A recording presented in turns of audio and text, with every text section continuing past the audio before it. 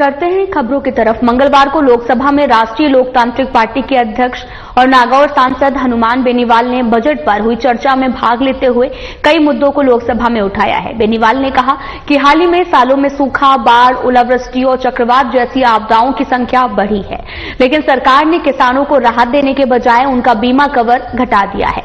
लागत बढ़ने और उचित समर्थन मूल्य न मिलने के कारण किसान पहले से ही संकट में हैं और इस बजट में भी उनकी समस्याओं का समाधान नहीं किया गया है। वहीं देश के कुल कृषि बजट से 20 गुना ज्यादा देश के किसानों पर कर्जा है। देश की अर्थव्यवस्था के मजबूत स्तंभ कृषि को किस नजरिए से सरकार देखती है, यह इस बजट में स्पष्ट हो गया है। कर्ज माफी की योजना बनाने से इनकार करने को लेकर एमएसपी पर गारंटी कानून बनाने की मांग को केंद्र सरकार ने नजरअंदाज किया है। सांसद ने कहा कि प्रधानमंत्री फसल बीमा योजना के लिए पिछले 60 सालों में सबसे कम आवंटन इस बजट में किया गया है, जबकि प्राकृतिक आपदाओं की बढ़ती घटनाओं के कारण किसानों को अधिक सुरक्षा की आवश्यकता है।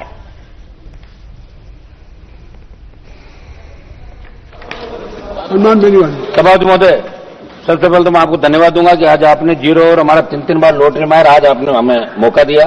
थोड़ा सा आधा मिनट एक्स्ट्रा देना। आज सदन में बेहद गंभीर और संवेदनशील विषय पर अपनी बात रखने खड़ा हूं। महिलाओं की सुरक्षा और महिलाओं पर बढ़ते अत्याचार के मामले जो चिंता का विषय। सभापति महोदय, राजस्थान सहित देश में महिलाओं, छोटी बच्चियों की सुरक्षा को लेकर जो आंकड़े एनसीआरबी ने 23 के अंदर जारी किए, राजस्थान में 22 में महिला अपराध देश में अव्वल था, बावजूद इसके कोई व्यापक सुधार ऐसे अपराधों को कम करने के लिए नहीं किए। सभापति महोदय, महिला अपराध से जुड़े मामलों की सच्चाई अगर आप देखेंगे, मैं समाप्त करूंगा, सब आंकड़ों पर आ रहा हूं मैं। वर्ष 2024 में राजस्थान के अंदर 36,299 महिला अपराध से जुड़े मामले दर्ज किए। इनमें 21 मामले ऐसे थे जहां रेप के बाद महिलाओं की हत्या कर दी गई, 824 मामले गैंगरेप के दर्ज हुए, छोटी बच्चियों में बलात्कार के 14 मामले दर्ज हुए, 124 मामले ऐसे जिनमें 71 में एफआईआर हुई, दहेज हत्या, आत्महत्या के 38 मामले। लेकिन क्या संख्या पूरी सच्चाई बयां करती है, ये सोचने का विषय। मैं सुझाव देता हूं, सुझाव। सभापति महोदय, महिलाओं की सुरक्षा के नाम पर सरकार तेजी से न्याय सुनिश्चित हो, रेप और हत्या गंभीर मामलों में फास्ट ट्रैक कोर्ट के जरिए जल्द जल्द न्याय दिया जाए, पुलिस व्यवस्था में सुधार हो, पुलिस को तुरंत एफआईआर कर दर्ज जांच करनी चाहिए, जो अधिकारी कार्रवाई करने में देरी करने के खिलाफ कार्रवाई कर। सभापति महोदय, एक मेरा निवेदन था कि राजनीतिक हस्तक्षेप जो सबसे ज्यादा बढ़ता है और 52% बच्चों के भविष्य की चिंता में लोग ये बताते ही नहीं क्या हुआ। 29.9% आर्थिक निर्भरता से बंदी होती है और 22.6 पुलिस की निष्क्रियता के कारण। एक मिनट समाप्त कर रहा हूं साहब। मेरा निवेदन था सभापति महोदय, ऐसे गंभीर मामलों के अंदर सदन का ध्यान, लोकसभा चल रही है, निश्चित रूप से देश की बेटियां, महिलाएं न्याय की उम्मीद लगा के बैठी है। सुरेश जी, सरकार ध्यान मिले, राजस्थान देश के तमाम Suresh ji. Thank you chairman sir. सभापति महोदय, सबसे पहले तो मैं आपको धन्यवाद दूंगा कि आज आम बजट 25-26 पर जो चर्चा रही उसमें भाग लेने का आपने मुझे मौका दिया। सभापति महोदय, आम बजट जब तैयार हुआ तो हमारे जब आम बजट आने वाला तो राजस्थान को इस बात बहुत बड़ी उम्मीद थी। हम किसी राज्य के खिलाफ नहीं, बिहार को बहुत कुछ दिया। पिछली बार भी जहां जहां चुनाव थे आंध्र के अंदर, चुनावी समय के अंदर सरकार उन क्षेत्रों का ध्यान रखती है, लेकिन राजस्थान के अंदर विशेष बजट का आवंटन, विशेष राज्य का दर्जा। और एक सभापति महोदय, मेरी सबकी भी इच्छा रहती है कि जब बजट आता है देश का, उस समय अगर प्रत्येक सांसद से बात की जाए, संवाद किए जाए, कोई जरूरी नहीं कि आप सांसद की बात माने, लेकिन अगर संवाद किए जाए उसके बाद अगर देश का बजट है तो निश्चित रूप से बहुत अच्छा बजट देश के अंदर आ सके। नई पहल मोदी जी को करनी चाहिए, जो हर मामले में नई पहल की बात करते हैं। आंकड़ों के मायाजाल के अंदर उलझा के रख देना और फिर उसी तरह के हालात दिन ब दिन बढ़ते जाना। हाल ही के वर्षों में सूखा, बाढ़, ओलावृष्टि, अतिवृष्टि, चक्रवात जैसी आपदाओं की संख्या बढ़ी, लेकिन सरकार ने किसानों को राहत देने के बजाय उनका बीमा कवर घटा दिया। सभापति महोदय, लागत बढ़ने और उचित समर्थन मूल्य न मिलने के कारण किसान पहले से ही संकट में है और इस बजट में भी उनकी समस्याओं का समाधान नहीं किया गया। मेरी मांग है कि एमएसपी पर गारंटी कानून बनाया जाए, पीएम फसल बीमा योजना में खड़ी फसलों को सम्मिलित किया जाए, इनको निकाल दिया। और कृषि आदान अनुदान की सीमा राजस्थान के परिप्रेक्ष्य में 2 हेक्टेयर से बढ़ाकर 5 हेक्टेयर की जाए। साथ ही सूखा विकास कार्यक्रम आने वाले जिलों में 5 हेक्टेयर भू दायित्व वाले किसानों को भी लघु सीमांत किसानों की श्रेणी में शामिल किया जाए। सभापति महोदय, खेती किसानी मैं ग्रामीण परिवेश से आता हूं, किसान का बेटा हूं और निश्चित रूप से बड़े किसान आंदोलन भी किए, देश के कुल कृषि बजट से 20 गुना ज्यादा तो किसान पे कर्जा है। 32 लाख करोड़ से ज्यादा किसान पे कर्जा। अभी एक सवाल के जवाब के अंदर आप लोग बता रहे थे कर्ज माफी की योजना बनाने से आपने इनकार किया, एमएसपी गारंटी कानून बनने की मांग को आपने नजरअंदाज किया। आप फसल बीमा योजना के पिछले 7 वर्षों में सबसे कम आवंटन इस बजट में किया गया है। मेरी मांग है कि जब वित्त मंत्री जवाब दे तो फसल बीमा योजना से बाहर निकालकर सरकार ने आपने इसके अंदर फसल बीमा का दायरा बढ़ाए और प्राकृतिक आपदाओं को आपने फसल बीमा से बाहर निकाल दिया और ये मैसेज दिया कि आप सिर्फ जुमलेबाजी करते हैं। और इसका वित्त मंत्री जी किसान, एमएसपी, गारंटी कानून और फसल बीमा इसके अंदर आप निश्चित रूप से पूरा ये देश को बताया। आप लोग ग्रामीण अर्थव्यवस्था की अनदेखी, मनरेगा का बजट, बेरोजगारी बढ़ रही है, नरेगा में मजदूरी करके लोग अपना पेट पाल रहे हैं, लेकिन इस बार बजट को आपने कोई बढ़ाया नहीं मनरेगा के अंदर। तो मनरेगा का बजट भी आप बढ़ाएं क्योंकि ग्रामीण अर्थव्यवस्था मनरेगा के ऊपर ही टिकी हुई है। सभापति महोदय, स्वास्थ्य क्षेत्र की अनदेखी, कोविड के बाद जिस तरह के हालात देश के अंदर बने थे, ये भारत का स्वास्थ्य बजट जीडीपी का मात्र 3.3%, जबकि वैश्विक मानक 5.6% का होता है। तो ग्रामीण इलाकों में प्राथमिक स्वास्थ्य केंद्रों की स्थिति दयनीय है। इस दिशा में कोई नई योजना लाई जाए। मैं सदन के अंदर एक बताना चाहूंगा, जब दिल्ली में स्थित देखिए किस तरह हमारे पद खाली, कोविड-19 के बाद भी जब पद ही खाली है तो कहां से स्वास्थ्य सेवाएं ठीक होगी। दिल्ली का ही मैं बता दूं, दिल्ली में स्थित सफदरजंग अस्पताल में 172, लेडी हार्डिंग में 89, आरएमएल में 100 चिकित्सकों का पद रिक्त है। ये स्थिति देश की राजधानी के मुख्य अस्पतालों की है, तो आखिरकार कब हम विश्व स्वास्थ्य संगठन के मानकों के अनुरूप देश की आबादी की तुलना में चिकित्सकों को उपलब्धता करवा पाएंगे। मेरी मांग है कि चिकित्सकों के खाली पद देश के अंदर भरे जाए। निजी निवेश को प्रोत्साहन की जो कमी है, मोदी बजट में निजी क्षेत्र के निवेश को बढ़ावा देने का आवश्यक प्रोत्साहन नहीं दिए गए, जिससे इंफ्रास्ट्रक्चर निर्माण उद्योगों की वृद्धि धीमी हो सकती है। इस पर सरकार को सोचना चाहिए। एफडीआई को लेकर बड़े बड़े भाषण सरकार के मंत्री देते हैं, लेकिन मैं बताना चाहता हूं भारत की एफडीआई वृद्धि दर पहले ही धीमी पड़ रही है और ये बजट इससे बढ़ावा देने में सफल रहा है। सभापति महोदय, मध्यम वर्ग के लिए आपने घोषणा करी 12 लाख की सीमा को बढ़ाकर कम से कम जो आपने ऊपरी आय वर्ग को ज्यादा फायदा पहुंचाने वाला ये बजट, आयकर में कुछ राहत जरूर दी गई, लेकिन 12 लाख की सीमा को बढ़ाकर कम से कम 15 लाख आप लोग करें। महंगाई की वजह से आम आदमी की वार्षिक आय पहले से प्रभावित हो रही है। आप पेट्रोल डीजल की कीमतें घटाएं, होम लोन, शिक्षा लोन, स्वास्थ्य खर्चों पर टैक्स कटौती बढ़ाने की जरूरत थी, लेकिन सरकार ने इस पर ध्यान नहीं दिया। सभापति महोदय, राजकोषीय घाटे का बढ़ता बोझ जो इस बजट के अंदर आपने बताया, सरकार ने राजकोषीय घाटे का लक्ष्य 4.4% जीडीपी रखा है, जो वैश्विक मानकों के अनुसार अधिक है। मैं आपके माध्यम से वित्त मंत्री से पूछना चाहता हूं कि आप पूर्ववर्ती सरकारों पर आरोप लगाते रहते हो, लेकिन आपके कार्यकाल में भी सरकार लगातार उधारी बढ़ा रही है, जिससे आने वाले वर्षों में अर्थव्यवस्था पर भारी दबाव पड़ सकता है। सभापति महोदय, बीमा क्षेत्र में विदेशी निवेश की बढ़ती सीमा, मैं सदन के माध्यम से सरकार को बताना चाहता हूं, बीमा क्षेत्र में एफडीआई सीमा को 74% बढ़ाकर 100% करने का प्रस्ताव घरेलू बीमा कंपनियों के खतरा बन सकता है। इससे विदेशी कंपनियों का वर्चस्व बढ़ेगा और भारतीय कंपनियों को नुकसान होगा, जिससे लाखों नौकरियां प्रभावित हो सकती है। ब्याज भुगतान का बढ़ता भार, इस बजट का एक बड़ा हिस्सा लगभग 12.76 लाख करोड़ रुपए तो सिर्फ कर्ज के ब्याज के भुगतान में ही चला जाएगा।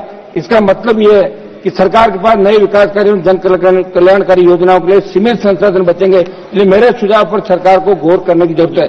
सभापति महोदय, मेरे इलाके की महंगाई नियंत्रण की मैं बात करूंगा। सभापति महोदय, देश में बढ़ती महंगाई की मार, इसको कैसे कम किया जाए, कुछ मैं मेरे इलाके पाऊंगा। सभापति महोदय, लाइम स्टोन प्रचुर मात्रा के अंदर नागौर, जोधपुर, मारवाड़ के अंदर निकलता है, लेकिन हमारे लाइम स्टोन के छोटे पत्ते किसानों को दिए जाए, खनिज नीति में बदलाव किए जाए, ये हमारी मांग रहेगी सरकार से। श्री फणिभूषण चौधरी जी, एक मिनट में सवाल करो। एक प्रधानमंत्री ग्राम सड़क योजना, सभापति महोदय, प्रधानमंत्री ग्राम सड़क योजना का मुख्य उद्देश्य है कि गांव, जितने गांव बच गए, जितनी ढाणियां बच गई, उनको जोड़ा जाए। अभी आपने 2011 की जनगणना हुई, उसके बाद से अब तक नई ढाणियों का विस्तार 250 के स्थान पर हम चाहते हैं 50 या 100 की आबादी वाली ढाणियों को भी योजना के अंतर्गत आमंत्रित करने का प्रावधान लाया जाए, ताकि ढाणियों में रहने वाले लोगों को भी सुलभ यातायात का लाभ मिल सके। मरुस्थलीय क्षेत्र में 50 की आबादी वाली सैकड़ों ढाणियां मेरे संसदीय क्षेत्र नागौर, हजारों ढाणियां पश्चिम राजस्थान के अंदर है। सभापति महोदय, मैं इतना ही चाहूंगा कि जब वित्त मंत्री जी बजट पे अपना रिप्लाई दे तो नौजवानों को कौन से आप जितने पद खाली उनके बारे में क्या कर रहे हो, महंगाई किस तरह आप महंगाई किस तरह आप घटा रहे हो, किस तरह फॉर्मेलिटी महोदय। परिवहन और सड़क सुरक्षा मंत्री डॉक्टर प्रेमचंद बैरवा ने शासन सचिवालय में आयोजित स्टेट रोड सेफ्टी काउंसिल की 21वीं बैठक की अध्यक्षता की है। इस दौरान उन्होंने सड़क निर्माण कार्यों में उच्चतम तकनीकी मानकों को सुनिश्चित करने के निर्देश दिए। उन्होंने सड़कों पर ब्लैक स्पॉट और गड्ढों की निरंतर पहचान कर उनमें गुणवत्तापूर्ण सुधार करने के लिए भी निर्देश दिए। वहीं बैरवा ने कहा कि सड़क दुर्घटनाओं को रोकना और उनमें मानव जीवन की सुरक्षा राज्य सरकार की सर्वोच्च प्राथमिकता है।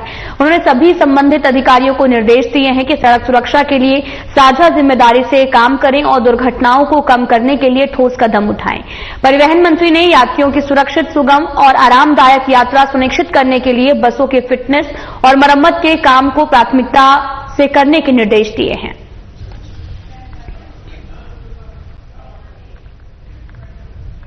बीजेपी प्रदेश अध्यक्ष मदन राठौड़ ने नई दिल्ली में अपने आवास पर मीडिया से वार्ता करते हुए मंत्री किरोड़ी लाल मीणा के नोटिस पर प्रतिक्रिया दी है। राठौड़ ने कहा कि बीजेपी का संगठनात्मक ढांचा बेहद सशक्त और अनुशासित है। साथ ही पार्टी हमेशा समय समय पर उचित निर्णय लेने के लिए प्रतिबद्ध रहती है। संगठन को किसी मुद्दे पर ध्यान देने की आवश्यकता महसूस होती है तो पार्टी उसकी समीक्षा करके उचित कदम भी उठाती है। राठौड़ ने स्पष्ट किया कि संगठन में समुचित व्यवस्था बनाए रखना अत्यंत आवश्यक है। इससे जो है वो संगठन एकजुट, अनुशासन और स्थिर रहने के साथ अपने उद्देश्यों की पूर्ति कर पाता है। और इसी के साथ राठौड़ ने कहा कि यह मामला पूरी तरह से संगठन परिवार का आंतरिक मुद्दा है। इसे परिवार के भीतर ही सुलझाने की प्रक्रिया जारी है।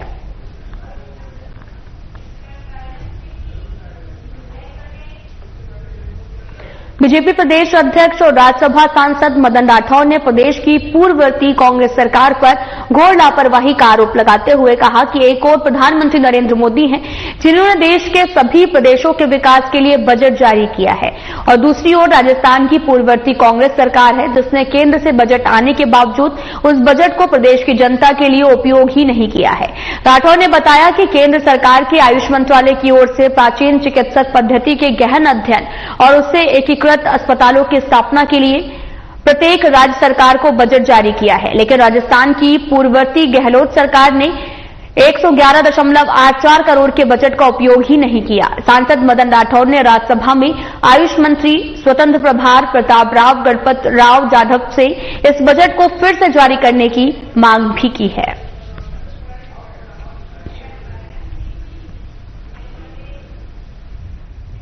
बीकानेर जिले के किसान अपनी मूंगफली बेचने के लिए इन दिनों काफी समस्याओं का सामना कर रहे हैं। सरकारी खरीद में ठेकेदार के कर्मचारियों की ओर से मूंगफली खरीद पर रिश्वत लेने का आरोप किसान लगा रहे हैं। किसानों का भी कहना है कि सरकारी खरीद पर ठेकेदार के कर्मचारी किसानों से पैसे की मांग कर रहे हैं।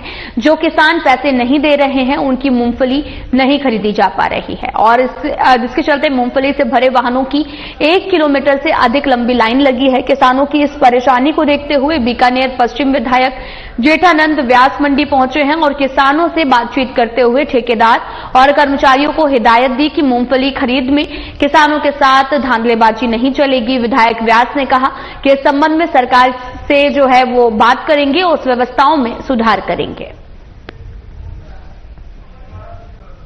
ठेकेदार जी अच्छा व्यवस्था है 200 रुपया तक पर क्विंटल नहीं से लगेंगे।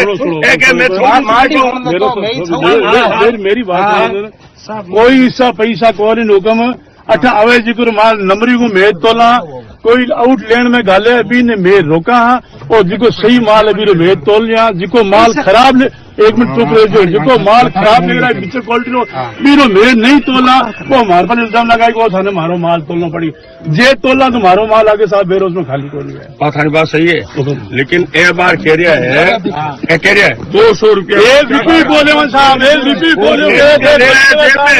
135 बोरी जना हूँ गाँव में मेरे भाई होता है मैं क्यों बोरिया काउंटिंग करा लेता बोरिया माल भाई की नहीं 235 सही सरजीत की नहीं क्यों बोरी है 228 मैं 228 बोरी की है भाई मैंने क्यों 228 है तेरी मैं फोन में बात करा के 228 बोरी है तो मैं तू आधी घंटा बैठी रुकूंगा हूँ तेरे को नहीं हूँ आयो बेटा मैं बोरिया 235 से 228 किया करे जिनको 233 करूँ दो तो खाऊं मैं तू खाई। किसने कहा? साजिद ने। कौन है साजिद? को दुखा का लड़का है। ठेकेदार का क्यों खाऊं मैं जो तू तन्ने 1 किलो मूंगफली कौन खाऊं जो तू 2 बोरी किन गया 1 किलो जब मैं मेरे बटू गेट पास निकालियो यार बे 233 बन में मैं एंट्री कर दी मैं जो हेडलिंग दे जो हेडलिंग कौन जो पैसा दे मैं जो पैसा कौन दूं जिनके बोरिया खाऊं मैं ना बोरी खाऊं दूं ना पैसे दूं तने 1 रुपये को दूं हूं मेरे गेट पास गयो मैं सब बात करी जिनकी चुपचाप बैठ रहे हेडलिंग ले ले गेट पास ले ले हेडलिंग देना रोजाना आज सब कितना दिन हेडलिंग दिया था ना 5 दिन हुई है मार दे ये आदमी कह देते हैं ऋषि मेरी शिकायत क्यों करी। कौन मार देगा? ये ठेकेदार पैसा लेने वाला। ऐसी धमकियां मारपीट के आपको देते हैं? तो आज भी मान तो घड़ी एक नहीं अब मान तो धमकी आई दही पैसे दिया सरेआम लूटे नहीं है तो पैसे भी दो धमकी भी लो। धमकी तो लेनी पड़ी है। आज घर आके मीडिया आके बोल के तुमके घड़ी ने कही थे मीडिया ने क्या में की हो। आप अपनी मनमर्जी से बोल रहे हो कि मीडिया के कहने से बोल रहे हो? मनमर्जी में बोलना। धानक्या स्थित पंडित दीनदयाल उपाध्याय राष्ट्रीय स्मारक स्थल पर पहुंचकर विधानसभा अध्यक्ष वासुदेव देवनानी ने पंडित दीनदयाल उपाध्याय की पुण्यतिथि पर उनकी प्रतिमा के सामने पुष्प अर्पित किए हैं और उनको याद भी किया। इस दौरान देवनानी ने कहा कि पंडित दीनदयाल उपाध्याय ने राष्ट्र निर्माण और राष्ट्र के भविष्य की संकल्पना के लिए गहन चिंतन किया है। पंडित उपाध्याय ने विकास का आधार एकात्म मानव दर्शन बताया। वहीं देवनानी ने भी कहा कि पंडित उपाध्याय का दर्शन युवाओं, सामाजिक कार्यकर्ताओं और राजनीतिज्ञों के लिए प्रेरणादायक है। धानक्या की इस पवित्र भूमि पर राष्ट्रवाद से प्रेरित इस कार्यक्रम में कुशाग्र बुद्धि वाले पंडित उपाध्याय जी की प्रतिमा के सामने खड़े होने पर ही उनके अभूतपूर्व जीवन का संपूर्ण चित्र उभर कर आ जाता है।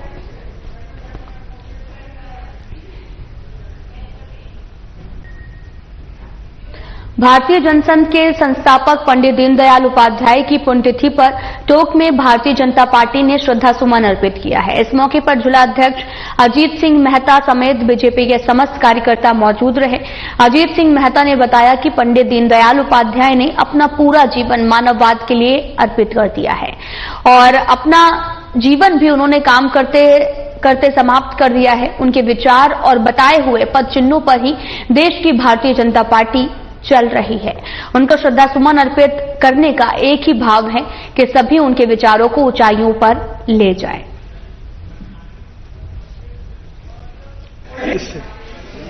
पंडित दीनदयाल उपाध्याय हमारे पार्टी के नहीं देश के पुरोधा के रूप में अपनी एक पहचान कायम की है। उन्होंने आज उनके 57 पुण्यतिथि पे कार्यकर्ताओं ने श्रद्धा सुमन अर्पित करे हैं और कार्यकर्ताओं से ये अपेक्षा भी रहती है कि पंडित दीनदयाल उपाध्याय जी ने जिस तरह का अपना जीवन एकात्म मानववाद को लेकर अपना पूरा जीवन समर्पित कर दिया और अपने खुद की शहादत भी उस काम करते करते अपनी शहादत भी उन्हें दे दी।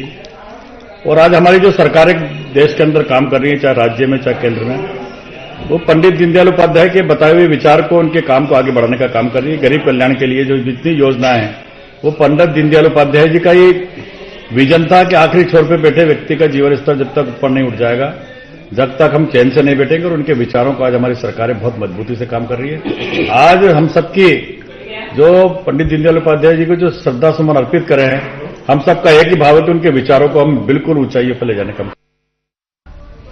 राजस्थान के विधानसभा अध्यक्ष वासुदेव देवनानी ने मंगलवार को उद्योग मंत्री कर्नल राज्यवर्धन सिंह राठौर के निवास पर पहुंचकर उनके दिवंगत पिता कर्नल लक्ष्मण सिंह राठौर के चित्र पर पुष्प अर्पित कर श्रद्धांजलि दी है। देवनानी ने उद्योग मंत्री कर्नल राठौर को ढांढस बंधाया और शोक संताप परिवारजनों को अपने प्रति से संवेदना भी व्यक्त की है। और इस दौरान देवनानी ने कहा, स्वर्गीय कर्नल लक्ष्मण सिंह राठौर का पूरा जीवन भारत माता की सेवा को समर्पित है।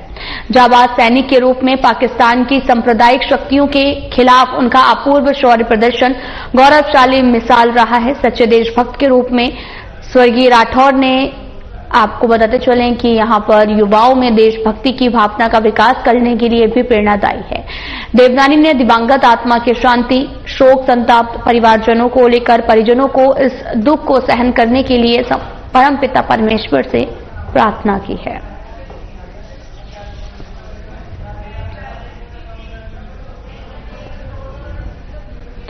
प्रदेश भर में अब ग्रामीण क्षेत्रों में स्वच्छता को लेकर बड़ा अभियान चलाया जाएगा। इसको लेकर श्री डूंगरगढ़ पंचायत समिति सभागार में पंचायत समिति के विकास अधिकारी मनोज दयाल की अध्यक्षता में। आपको बताते चले कि मीटिंग का मुख्य उद्देश्य ग्रामीण क्षेत्रों में निरंतर साफ सफाई को कैसे मेंटेन रखा जाए, इसको लेकर प्रशिक्षण कार्यक्रम का आयोजन किया गया है। अब प्रत्येक गांव में साफ सफाई को लेकर ग्राम पंचायत की ओर से एक नई रूपरेखा बनाकर निरंतर इस कार्य को गति दी जाएगी, ताकि ग्रामीण क्षेत्रों में साफ सुथरे नजर आए और कूड़े करकट को निस्तारण करने का कार्य भी किया जाएगा। एक दिवसीय कार्यशाला रखी गई थी जो स्वच्छ भारत मिशन ग्रामीण के तहत गांवों को साफ सुथरा रखने के लिए लोगों को जागरूक करना। हालांकि सरकार और पंचायत समितियां ये अपने प्रयास कर रही है, पर इसमें और ज्यादा सुधार हो, इसके लिए क्या है, हमने सभी जनप्रतिनिधियों, प्रशासक, सरपंचों को यहाँ पे आमंत्रित किया तथा उन्हें बताया कि जो हम सुविधा दे रहे हैं, घर घर कचरा संग्रहण हो रहा है, लीगेसी वेस्ट जो पुराने कचरों के ढेर है उनको हटाया जा रहा है। अब ये तो हमारे द्वारा कर दिया जाएगा, परंतु अब स्वच्छता है वो निरंतर कैसे बनी रहे, इसके लिए एक जन जागरूकता के लिए अभियान के तौर पे हम इसको ग्राउंड लेवल पे लेकर के आए ताकि ये सफल हो। इसलिए सभी जनप्रतिनिधि आए, इन्होंने अपने सुझाव भी दिए तथा साथ में हमने बताया कि किस किस तरीके से हम ये गतिविधियां हैं वो सब धरातल के ऊपर सफल हो पाए, इसके लिए किस प्रकार से कार्य करने हैं। एसीबी के प्रदेश स्तरीय जागरूकता अभियान के तहत टोंक एसीबी में भी एक कार्यशाला का आयोजन किया गया।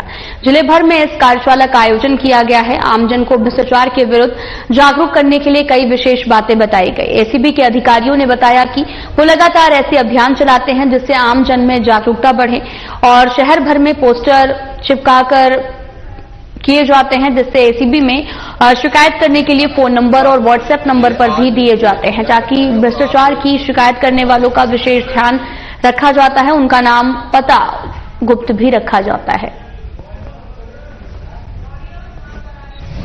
राजस्थान सरकार की भ्रष्टाचार के विरुद्ध जीरो टॉलरेंस की नीति के अनुक्रम में भ्रष्टाचार निरोधक ब्यूरो ने माननीय श्री रवि प्रकाश जी मेरड़ा साहब डीजीपी एसीबी के निर्देशन में आज पूरे राज्य में एक विशेष जागरूकता अभियान 11/2 को रखा गया है, जिसमें आम जन के पास में ये एक मैसेज देने के लिए कि भाई आपके कोई जायज कामों के लिए यदि कहीं भी किसी सरकारी ऑफिस में, सरकारी विभाग में या किसी भी इन्हें दलाल एजेंटों के माध्यम से आपको पैसा मांग करके परेशान किया जा रहा है, आपका काम नहीं हो रहा है, तो उसके लिए उनको जागरूक करके और वो इस चीज के लिए कहां पहुंचे, किसको शिकायत करें और किस प्लेटफॉर्म पे जाएं जिससे कि उनकी समस्या का समाधान हो सके। इसी के लिए आज हमने एक कार्यशाला रखी और सभी आमजन को भी और प्रिंट मीडिया और मीडिया के बंधुओं को भी बुला करके आमजन तक ये एक सूचना पहुंचाने के लिए कार्यशाला का आयोजन किया गया। राजस्थान KIGNP नहरी क्षेत्र में किसानों की ओर से सिंचाई पानी की मांग को लेकर धरने प्रदर्शन जारी है और साथ ही किसानों की मुख्य मांग है कि उनकी गेहूं, चना और जौ की फसलों के लिए 2 बार सिंचाई पानी दिया जाए। और किसान नेता सुनील गोदारा के अनुसार फसलें पकाव की स्थिति में हैं और समय पर सिंचाई न मिलने से फसल खराब होने का खतरा है। पूर्व कैबिनेट मंत्री गोविंद मेघवाल के नेतृत्व में जिला कलेक्टर नम्रता को ज्ञापन सौंपा और मेघवाल ने सरकार के 1 फरवरी को सिंचाई पानी बंद करने के निर्णय की आलोचना करते हुए बताया कि इस बारे में हमने कलेक्टर साहब और IGNP के अधिकारियों से भी बात की है, जिसका हमें सकारात्मक जवाब मिला है। और IGNP के ऐसे भी आए उसमें और बिजली के ऐसे भी आए हैं, विस्तार से चर्चा हुई है। कलेक्टर साहब का इसमें काफी सहयोगात्मक पूरा रवैया रहा है, सकारात्मक। उन्होंने ये आश्वासन दिया कि हम ऊपर बात करेंगे और एससी ने कहा भी जैसे 250% पानी तो उसमें चलता है पेयजल में लोन फंड और दूसरा पानी देने के लिए भी वो ऊपर चर्चा करेंगे और हमें ऐसा भरोसा है और हम मानते भी हैं, हम कहते भी हैं कि जब हमने यही रखी है बात कि जब 1280 फुट तक डैम आया है तो आज क्या दिक्कत हो रही है, क्योंकि गवर्नमेंट। फिलहाल में इतना ही। नमस्कार।